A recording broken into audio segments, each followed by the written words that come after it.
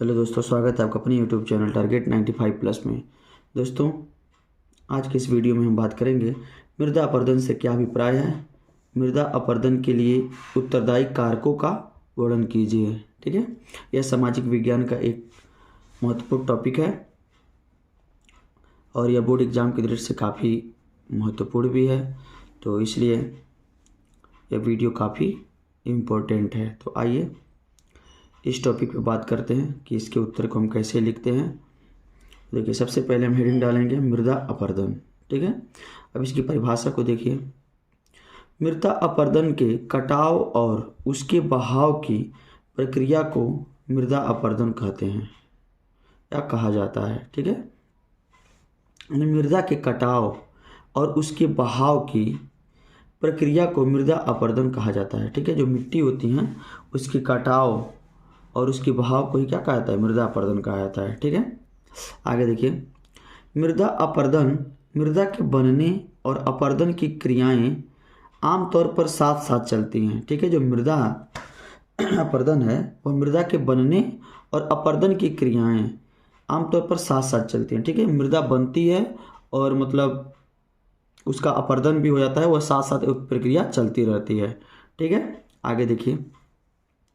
किंतु विभिन्न मानवीय क्रियाओं से मृदा अपरदन तेजी से होने लगता है। ठीक है, मतलब जो मानवीय क्रिया है, पेड़ों की अत्यधिक कटाई, मतलब ये सब चीज़ क्या है, उससे क्या मृदा अपरदन बहुत तेजी से हो रहा है। ठीक है, आगे देखिए। मृदा अपरदन के लिए उत्तरदायी कारक, मतलब मृदा अपरदन जो होता है, मृदा का जो बहाव है या कटाव है, वो उसके लिए उत्तरदायी कारक कौन कौन से हैं। ठीक है, पहला भौतिक कारक। ठीक है, अब भौतिक कारक में पहला हम देखते हैं ढाल वाली भूमि पर अपरदन समतल भूमि की अपेक्षा ज़्यादा होती है। ठीक है, जो ढाल वाली भूमि होती है ना, उस पर क्या होता है, जब पानी बरसता है तो क्या होता है, अत्यधिक मिट्टियों को अपने साथ लेकर नीचे चला आता है। तो वही बोला है कि ढाल वाली भूमि पर अपरदन समतल भूमि की अपेक्षा ज़्यादा होती है। समतल भूमि पर कहाँ उतना मृदा अपरदन होता है, लेकिन ढलाव वाली रहती है, तो जब बारिश की पानी होती है तो उसके साथ तमाम प्रकार की मिट्टी को काटते हुए लेकर चली जाती है नीचे की तरफ। ठीक है, दूसरा देखिए। तीव्र व मूसलाधार वर्षा से मृदा अपरदन होता है। यह मृदा की ऊपरी परत को अपने साथ बहा कर ले जाती है। ठीक है, जो तीव्र व मूसलाधार वर्षा यानी कि बहुत तेज वर्षा या मूसलाधार लगातार मतलब कई दिनों तक जो वर्षा होती है, ठीक है, इससे मृदा अपरदन होता है और बहुत ही ज़्यादा नुकसान होता है। मिट्टी की जो ऊपरी परत होती है उसको क्या करता है, अपने साथ बहा ले जाता है। भाई ज़्यादा बारिश होगी तभी मिट्टी को क्या होता है, मिट्टी मतलब जब ज़्यादा नमी उसमें हो जाता है तो मिट्टी उखड़ने लगता है और वह पानी के साथ साथ बहने लगता है। ठीक है, और लगातार कई दिनों तक बारिश होने से भी क्या होता है, मिट्टी का अपरदन हो जाता है।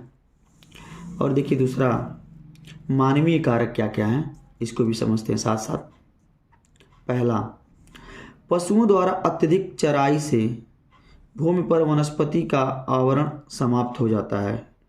इस स्थिति में मृदा पर जल और वायु का प्रभाव तीव्र होता है। ठीक है, जो पशुओं द्वारा जो हम लोग चारा पशुओं को जो लोग चारा के रूप में पशुओं को छोड़ देते हैं लोग घास को चरने के लिए, तो क्या होता है, वही मिट्टी को मतलब पकड़ के रखता है। तो जब पशु क्या करते हैं, जब घास उसको जब मतलब खा लेते हैं तो वहाँ की जो मतलब दूबें होती हैं या मतलब घास होते हैं वो क्या हो जाते हैं, समाप्त होते हैं, जिससे बारिश होने पर क्या होता है, मृदा का अपरदन होने लगता है। मतलब जब बारिश होती है ज़्यादा मतलब तो क्या होता है, उसके साथ साथ मिट्टियाँ वहाँ का बहने लगता है। ठीक है, इस स्थिति में क्या हो जाता है, जो मृदा होती है, मृदा पर जल और वायु का प्रभाव पड़ने लगता है। मतलब ज़्यादा तेज हवा भी बहता है तो मिट्टियाँ उड़ने लगती हैं, धूल उड़ने लगता है, तो क्या होता है, उससे भी मृदा अपरदन होता है। ठीक है, दूसरा देखिए, वृक्षों की जड़ों द्वारा मृदा सुरक्षित रहती है। मतलब जो वृक्ष होते हैं उसकी जड़ें जो होती हैं उसको क्या कहते हैं, जड़ें जो होती हैं मृदा को एकदम पकड़ी रहती हैं, जकड़ी रहती हैं। ठीक है, जिससे मृदा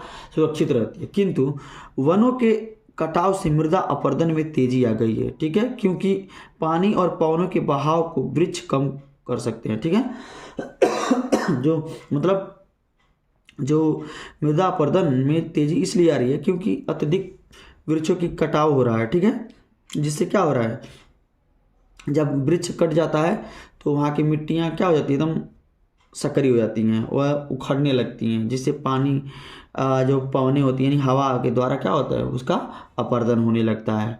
ठीक है, तो यही था आज का मेरा वीडियो। जो आपको अच्छी लगी हो तो प्लीज़ आप मेरे वीडियो को लाइक करें, मेरे चैनल को सब्सक्राइब करें और अपने दोस्तों के पास अधिक से अधिक शेयर करें। धन्यवाद।